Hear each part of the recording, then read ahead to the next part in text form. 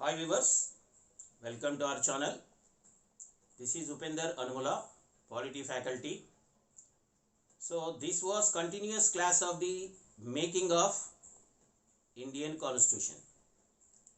So last video we discussed about comprising of the Indian Constitution and its first meeting on 9th December 1946. So 11th December 1946, Rajendra Prasad was elected as a permanent president. After 2 days, that is 13th December 1946, Jawaharlal Nehru introduced objectives of resolution.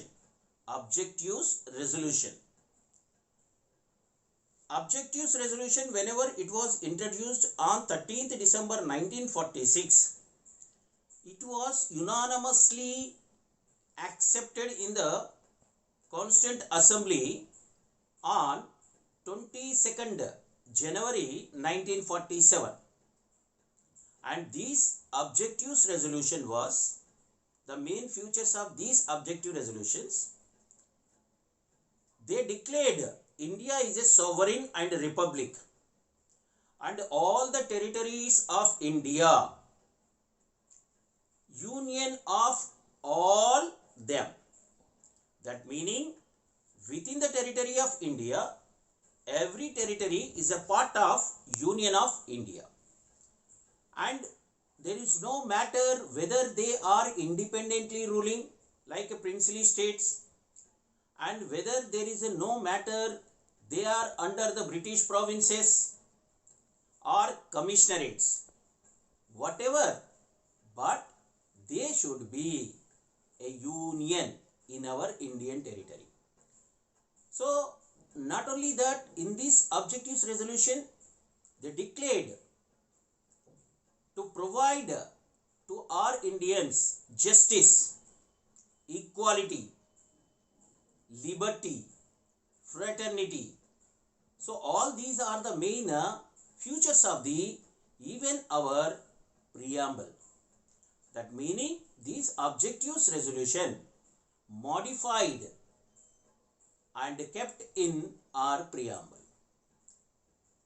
Now, after the Independence India Act 1947 changes our Constituent Assembly.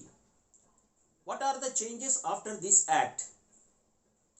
Before this act, princely states who are not joined in our Constituent Assembly, that is 93 princely state members not joined in our Constituent Assembly. But after independence, all the princes, they joined in our Constituent Assembly. Even six important provinces also joined, and the Muslim League also joined in this our Constituent Assembly. But 1947, the Government of India Act, Independence Act, whenever it was declared, India divided into two dominions, so that the Muslim League also separate, and it was separated from our Constituent Assembly, and it follows its own constitution, so that whenever Muslim League party members are went off, our Constituent Assembly member size will decrease. That is, total members were 389.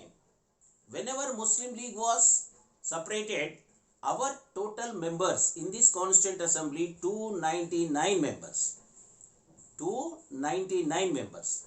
And princely members were also decreased up to 70. And moreover here, this act was provided sovereignty to our Constituent Assembly. That means the Constituent Assembly have a power to repeal any law which was implemented by the Britishers, and whatever the law want to make for our Indians, it has a power to make laws. And 1947 Independence Act also provided a provision. This Constituent Assembly functioning two ways. Whenever it was functioning as Constituent Assembly body, its president was Dr. Rajendra Prasad. And whenever this Constituent Assembly functioned as a parliamentary body, the president was G.V. Maulankar. This is very important. Here Constituent Assembly doing two functions. One, it is as a constitution making, it's working. And whenever it was making laws as a parliamentary body, also one of the duty. So here the two functions chaired by two personalities. Constituent Assembly Rajendra Prasad and parliamentary functioning times G.V. Maulankar. And this is the main changes of this Independence India 1947 Act. Moreover, here after this act, especially 24th January 1950, it functions other duties also. That means Constituent Assembly not only functioning to making constitution and to making laws, other function also it was doing. That is 24th January 1950, it accepted national anthem and national song. And 22nd January 1947, national flag also accepted. And 24th January 1950, Dr. Rajendra Prasad was elected as our first president. 24th January 1950, Dr. Rajendra Prasad was elected as our first president. And this Constituent Assembly,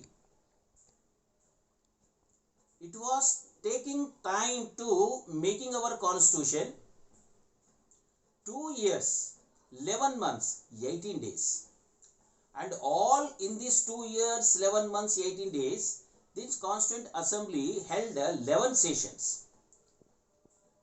The last session was 24th January 1950, it was 12th session. Overall, 114 days time, that means 114 days the meeting was held. And this Constituent Assembly also taking 60 countries' constitutions, and they read all these 60 countries' constitutions and they taking the important points which suitable to our Indians. And moreover, it was expenses 60 lakhs rupees for making of this constitution. 60 lakhs rupees. And finally, this Constituent Assembly, whenever it was completed, it was working as a parliamentary body. So, all the viewers, watch this video and share it and like this video and subscribe our channel. Thank you.